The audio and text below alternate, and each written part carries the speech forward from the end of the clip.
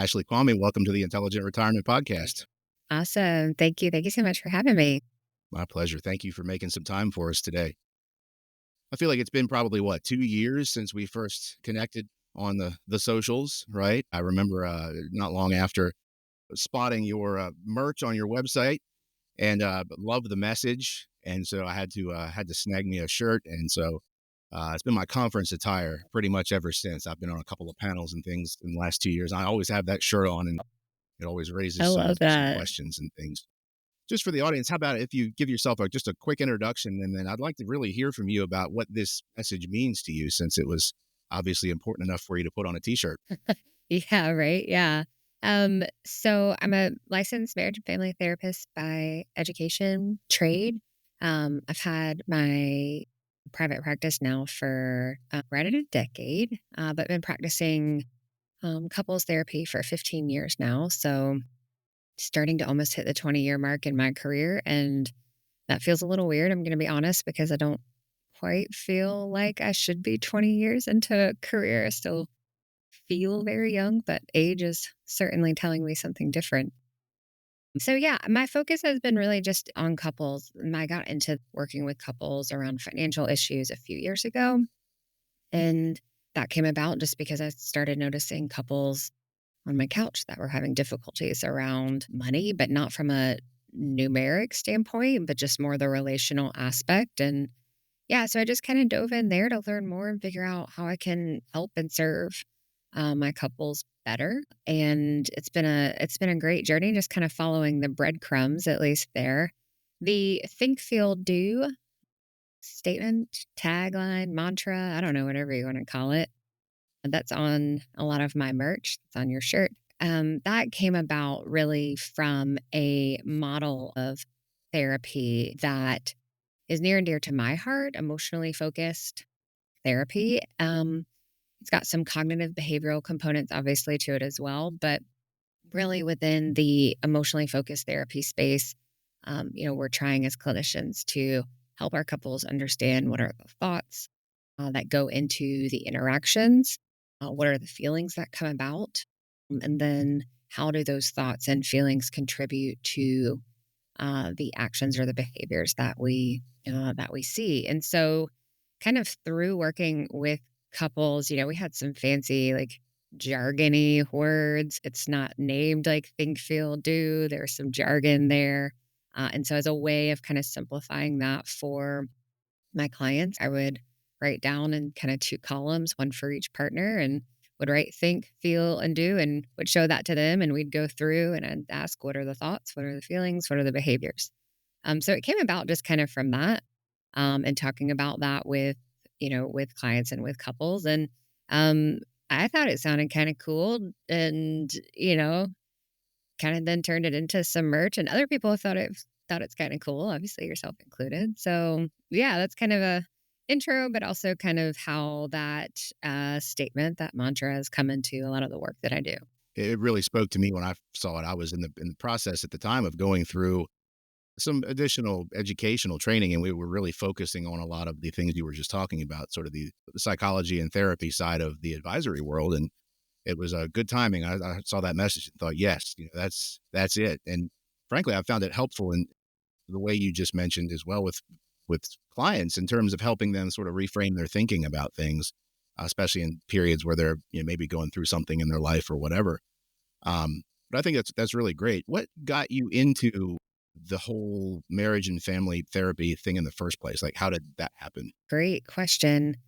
In high school, I mean, I enjoyed, understanding relationships, and for other friends, maybe served as kind of a Dear Abby, but just unpaid. And so I kind of jokingly said that I just kind of got smart and figured if I'm going to be the Dear Abby of the group, I might as well get paid, for it or make a career out of it. And, that's maybe to some degree what sparked some interest there. But I took a psychology class in high school and really found it just kind of fascinating, just understanding just kind of psychology 101. And then, in college, decided to pursue that academically. And I took a marriage and family studies course. I guess sometime in my sophomore year and got introduced to the work of Dr. John Gottman. He's a renowned researcher and has done some pretty remarkable, extensive research on what makes marriages work. And so I just became really interested and fascinated by that from a research and data standpoint. Like, wow, like there are certain behaviors, for example, like using a lot of sarcasm and rolling our eyes are actually signs of contempt in a relationship. And if you do those small things a lot and you multiply that over time, it creates a really unhealthy feeling within a relationship. And so it just became this like, oh, like in order to have a healthy relationship, it's not just luck, that there are actually maybe some scientific things that if we do and or not do that can make a relationship, a marriage like healthy and successful. And I don't know, that just really like just kind of spoke to me and decided that I wanted to kind of figure out how can I do more of that. And so yeah, that just led into pursuing that for undergrad and then obviously then for my master's as well. Sure. Well, what a great way to help other people. I mean, there's lots of helping professions out there, but what better one than help people have better relationships in their lives with the people they spend the most time with? I think that's a very noble profession indeed. So I know that you have recently, in the last little bit of time, kind of shifted gears a little bit into more of a financial component in some of your things as well. Can you talk about that a little bit?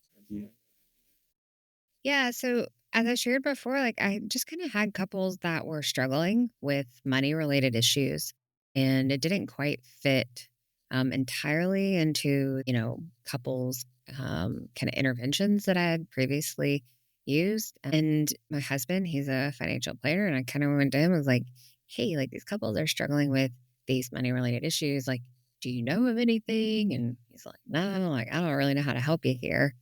And so that just kind of led down the path of trying to figure out how to help couples with money related issues, understanding their own relationship to money, because we all have a relationship with money, and just understanding more about what that is and what are maybe the things within our past that have contributed to that money story.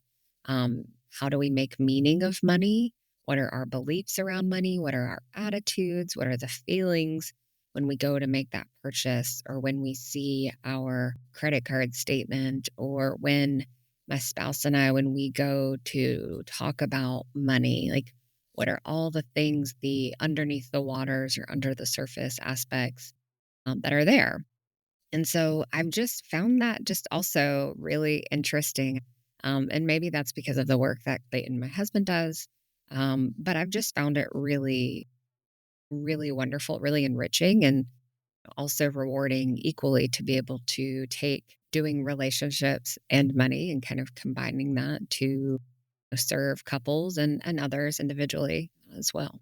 There's lots of research out there that talks about money being one of the biggest stressors for people. There's a lot of research around the idea of retirement, specifically being not just about the money, but really being about one's health and one's relationships as equally important, if not maybe even more important than the money. And I'm curious, just in your experience, what have you seen around folks going through the transition to retirement? What are some of the issues that you see that are common or things that you've experienced there? Yeah, there's a lot of issues. Some are individual and some are relational, and I can kind of speak a little bit to both. But the transition just to retirement is quite the conundrum, right? And I think some of what clients, what individuals struggle with the most is that there's not really a clear path on like what to do. Like we have this old model of what retirement is, right? It's quote unquote not working, but we don't really have maybe a good model for what it is, maybe more presently in like a modern day sense. Not only that, but then there's also just, what do I want for myself? I see a lot of couples that struggle with really creating a shared vision for what they want in retirement, and there's a lot of assumptions that get made around what we want. I want to retire to a farm, right? And it's like the other partner's like, "Oh, did not realize that you wanted to retire to a farm. that sounds like I'm going to be doing actually more work in retirement than less work. So a lot of communication or transparency, I should say, for couples. They don't really talk about that vision until it's happening. And that might be okay for some, but for other couples, it can cause a lot of friction or tension, especially if there's differences. So, couples don't talk about, I think, retirement soon enough in general. But there's also, apart from just kind of the communication and just maybe a lack of a roadmap, there's also, just an identity shift too. Who am I in this new phase? Who am I in this new chapter? Who are we as a couple? Especially if maybe you have one partner that's still working or part time or what have you, there can be an identity shift and identity change.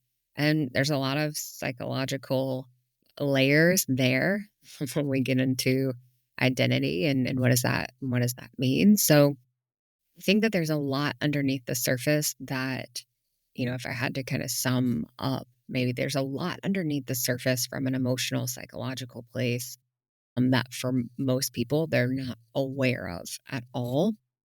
And if that starts to bubble and come to the surface for some individuals and or couples, it can create friction or tension, there for them. Just to go back to something that you said there, that the idea of the person that you're going to be or the couple that you're going to be on the other side of that transition is a I think an important thing to consider because if you think about the more traditional retirement planning that you mentioned, the sort of the default type of approach or the path that people are on, well, you're having to make financial decisions about people that you haven't met yet, right? That you really don't know who you're going to be when the time comes, and I think that makes that difficult. It's interesting to hear you make that point because I couldn't agree more. How about in cases where you see people who professionals where maybe a lot of their identity has really become a a part of their job, right? Or their job a part of their identity, and that separation from that. Have you seen situations where that's created some kind of tension or friction for people and the adjustment process? Yeah, absolutely. I see that a lot for business owners, especially entrepreneurs, business owners. They have a difficult time letting go of something they've built or created or been a part of. And certainly there's an identity piece wrapped up into that. And that can be really difficult. And maybe it's not a business, maybe it's just, work. So I've had like an academic, a professor and was working on some important research. And, it wasn't his business per se, but the thought of retiring would mean that he could no longer pursue or would no longer pursue that research and just had a difficult time letting that go because in his mind there was so much left to be done. And while that might be true, there's also an identity piece of if I'm not that professor that is creating this research and impacting the greater, right, world, then who am I? And so I find like that question comes up, a lot, especially like I said, for business owners or for professionals who are really devoted to their work or causes. That question of, well, then who am I? Our brains don't like ambiguity and they also don't like discomfort. And so when that starts to happen of I don't know what the path forward looks like and also this is really uncomfortable to think or feel about, we default to other ways of coping and that might be in these cases working longer, it might be, you know, not selling the business despite the fact that we've had like two really good offers on the table for the business. We're going to turn that down because we don't, really want to have to then grapple with this question of who am I? Right. And those are like conscious streams of thoughts. They're more, underneath the surface again. So, I think that for professionals, business owners especially, the conversations around retirement, my opinion might be that they need to happen a little bit earlier. And also acknowledging just that who am I piece and starting to think about like I am a business owner and that's the only thing that I am. And so then in retirement, if I'm not a business owner, then I don't know. There's an evolution to who we are. We evolve over time and being able to think about that, having a financial advisor to maybe have, at least on the financial side, conversations around that, but maybe even a financial therapist too, to talk about just some of those deeper rooted underlying issues can also be immensely valuable. If you've talked with business owners, a lot of times you ask, their initial plans to exit their business. It's always 5 years, right? And then if we were to come back in 5 years, it would still be 5 years, right? And that may explain some of why. That there's certainly the financial considerations, right? There's a lot that goes into planning for a business exit, but at the same time, if you spent 20 or 30 more years investing in building something, it'd be very, very hard to let go of it at any price, even if the that's the right thing for the family or whatever. In your experience, what do you have you found to be the most common familial type of dispute as it comes to the retirement transition among families? So you talked a little bit about spouses maybe retiring at different points in time, but how about have you seen other situations with other family members? Yeah, this is an interesting time period because a lot of couples, too, and I'm talking about that time period, maybe mid 50s to 60s, is that the thought and planning around our legacy planning, estate planning starts to become a big, topic there, a big area, understandably so. And things become a lot more clear financially during this time period. How much, will we actually be able to leave the kids? You ask those questions to folks that are in their 30s, and it's like, well, I don't know. Kids may not even be in the picture right then at that point. And so legacy planning becomes really big within not just the coupleship, but also within families. And what I tend to find is that couples may not be communicating as clearly with their adult children or with their extended families, or there's some hesitancy around it, or assumptions even that get made with that. So, from a family standpoint, legacy planning is probably the biggest thing that, at least in the work that I do, that incorporates, extended family, adult children, what have you. And then really creating better transparency, better vision, better communication, all of that between partners. But then also, how do we communicate that to the extended family, our kids, or the beneficiaries, whoever it may be? How do we start to communicate that in a way that feels good for us, but is also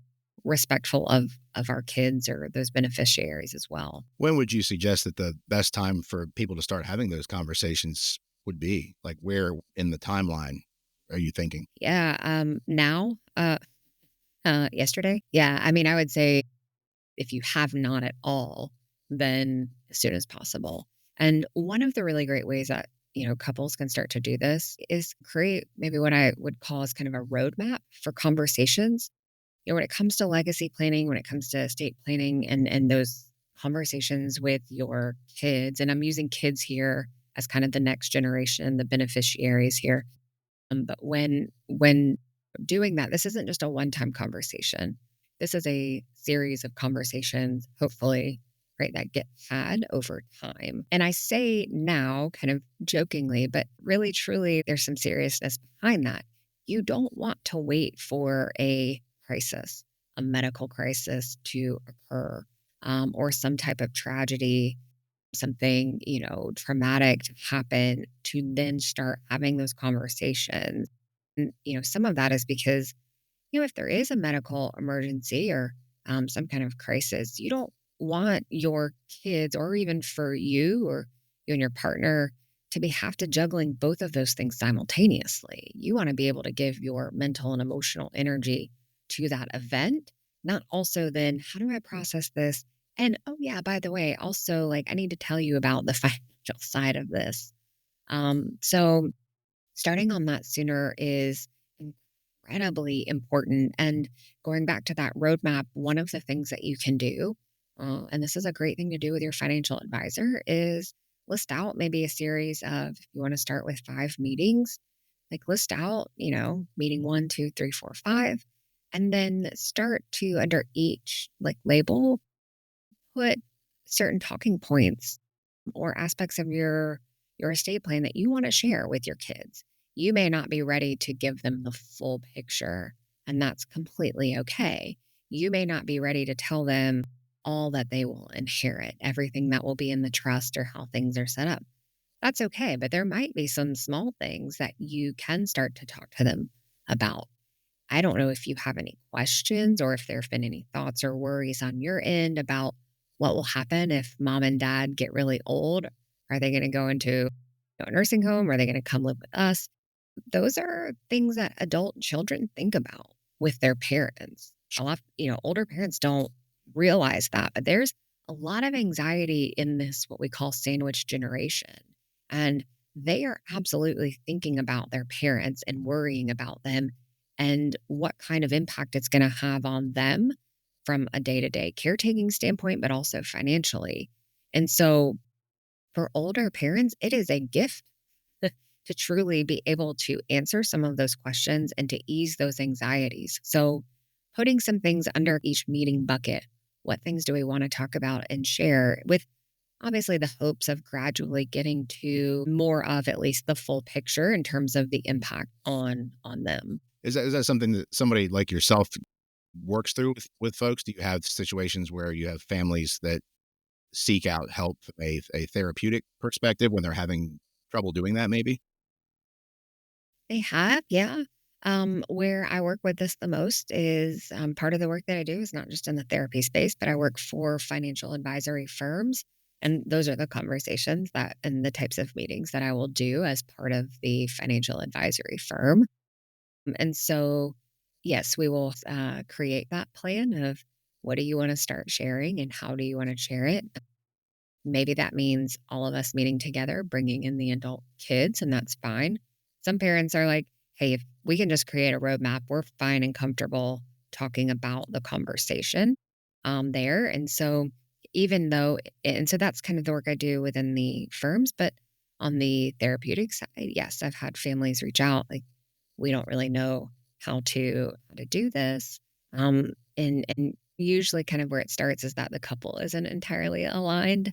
And then we get into and kind of evolve into how can we help share this information to your kids and beyond.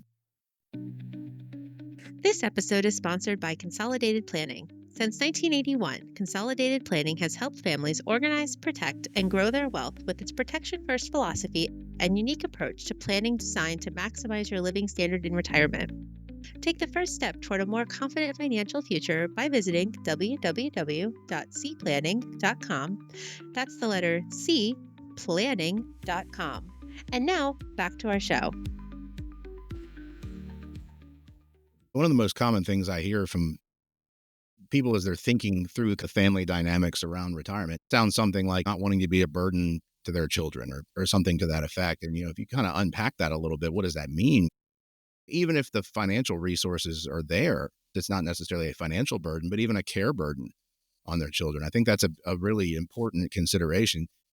This sandwich generation thing is a real thing, even more so with younger people having children later in life and delaying the careers and things at the same time their parents are getting older. There's a lot of pressure on people that's going to be around for a while. So I'm glad you brought that up because that really is a pretty big consideration. And I would imagine that the extent that we can get the different generations together around the table to be having these conversations out in the open, it has to relieve some of the anxiety about the potential need to care for parents if these things are being clearly communicated. Have you found that to be true? Yeah, and clearing that up and also dispelling any assumptions. I had a client who had made a lot of assumptions about what her adult daughter wanted. She, for example, thought that her adult daughter was expecting money from her and was really reliant on that. And when we were able to kind of discuss it and even bring in her daughter was able to say, Mom, like, actually, I'm pretty financially stable, like for the long term. Her daughter was a single mom. And so, I'm pretty financially stable and I'm actually okay. And if you need to use that money to put more into your own financial plan, have you, like, that's fine, but I'm okay. And so it was just a wonderful moment for a lot of reasons. But I find that from a lack of just talking and transparency place, assumptions sometimes get made. And so older clients will sometimes think that their kids want, are expecting, you know, whatever it may be. And sometimes that's not the case. So when we can all come together as a family, as you said, maybe all of us getting kind of around the table and having these conversations, I do find that not only does the anxiety for maybe both parts tend to be relieved, but assumptions also, assumptions also come out and then get clarified as well. There's no substitute for open and honest communication, really at all points in time along the way. That money is one of those subjects that still today is somewhat taboo, even amongst family members, and that these things aren't always out in the open and not discussed. And I can imagine too in situations where, there's multiple children in the family where if you have a couple of kids that are, in different stages of their lives or different income levels, maybe some are married with children, some aren't. Like I can imagine that would complicate things as well. Have you found that to be the case? Yeah, it definitely can. We throw into the mix if maybe one child has some special needs, or there are mental health challenges. If a adult child, right, struggles with addiction or just, difficulty maybe keeping a job, or there's just other maybe challenges there, and one adult child is maybe quote more needy, right? Like financial, like just needs more assistance. That can become just a really tricky place for how do we talk about that? My take on that is if there are those challenges within families, which is not uncommon, working with an advisor is great to understand the numbers, but it can also be really beneficial to bring in a financial therapist to help just create greater clarity and a plan and a roadmap for how do we do this in a way that, at least at the end of the day, the parents can feel okay enough about. Notice I didn't say good, right? Because sometimes there's not like an option to like feel good or like feel great. Sometimes we just need to feel okay enough in order to move forward and to take steps. Feel not bad, right? Whatever that means. Yeah, feel not bad, right? Yeah. Have you seen this different dynamics in cases of blended families where you maybe have second marriage situations with stepchildren, things like that, where you have estate issues around who gets what from that perspective? Yeah. Yeah. Yes. That is becoming increasingly more common.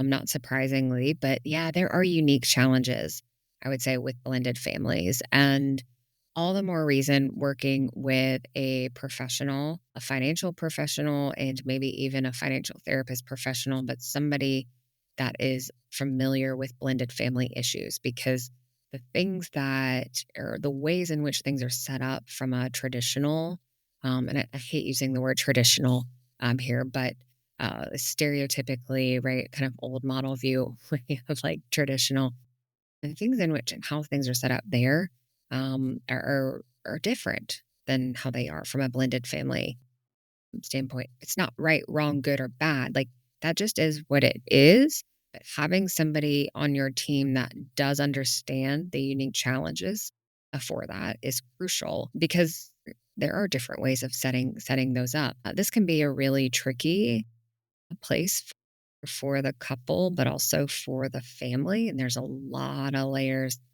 complications there. Feelings of fairness come up quite a bit, not surprisingly, right? What is fair? And so, yeah, I find that for blended families in particular, this can be a really great opportunity to reach out to other resources, specifically maybe a financial therapist who has some experience in that. Because at the end of the day, like you want, at least for the coupleship piece, the two partners there, like it's really important that going through this process of estate planning that it doesn't create more distance, tension, or friction between the two of you. You want it, it's a hard topic as it is, but you add in those layers and you don't want it to create more division or complication.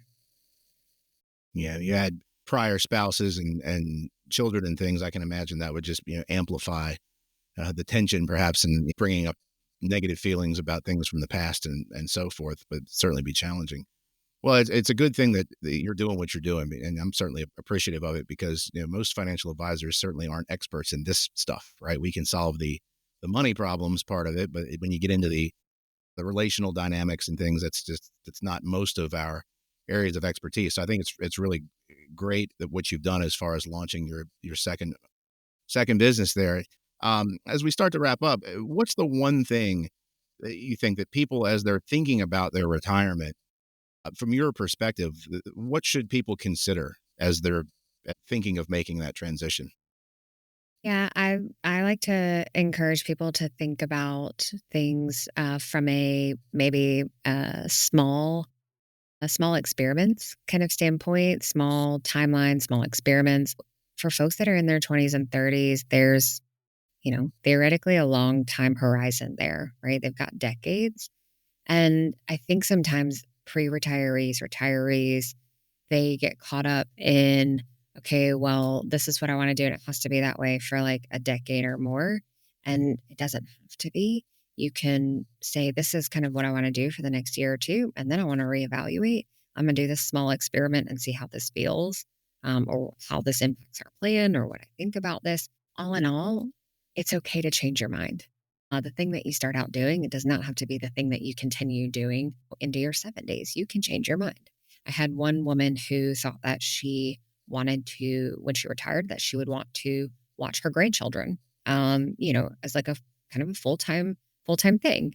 And after about 6 months, she was miserable, not because she didn't love her grandchildren, but it's what she thought it would be like, or how she thought she would feel was very different. And she felt like she was no longer a grandmother.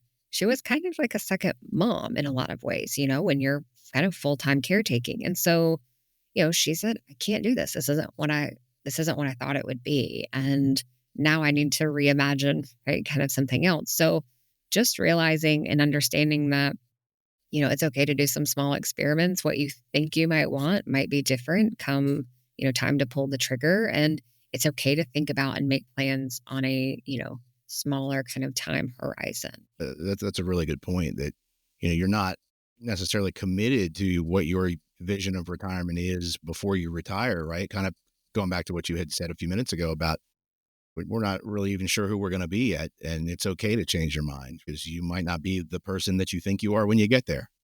And I love that idea of giving yourself the permission to try some things, to try some things out, see what fits, see what you like and don't like. Even before you retire, it's okay to maybe like take some weekend trips, take some vacations, or try some things. Yeah, maybe go sit and watch your grandkids for like a month. Go watch them for maybe 2 weeks and see how that feels. See how that Yeah, feels, really. right? Yeah, that's a very different thing than doing it like forever, right? So as you think about your own situation, we're not retirement age just yet, but like as you think to the future, what does retirement mean to you at this point in your life? My husband Clayton and I, we have kind of some loose frameworks, right? And obviously we would like for there to be, work to be optional, just meaning that we're not reliant on it from an income standpoint, that we've created and done our due diligence along the way to where work can be optional. But truth be told, both Clayton and I we're both business owners, and there's certainly some identity wrapped up in that. And I think really for me, I'd like to be able, more than work to be optional, I just want to pursue fun, passion projects, whatever they may be, whether they make money or not. I want to be able to pursue the things that are meaningful while also maybe doing some, additional cool experiences, maybe travel. Some of that would be with our kids and maybe future grandkids. Some of it may not be. But yeah, I think just the ability truly to be able to pursue the things that, at whatever they are at that point in time, are meaningful and bring me joy. Yeah, I think that's a wonderful outlook. You can continue to do things that give your life meaning and bring you joy and make you happy. And if you can get paid to do it, great. If not, okay. But being able to fill your time with those things, I think sounds like a pretty great way to go for sure. So, how can folks find you and find out more about you if they want to know more?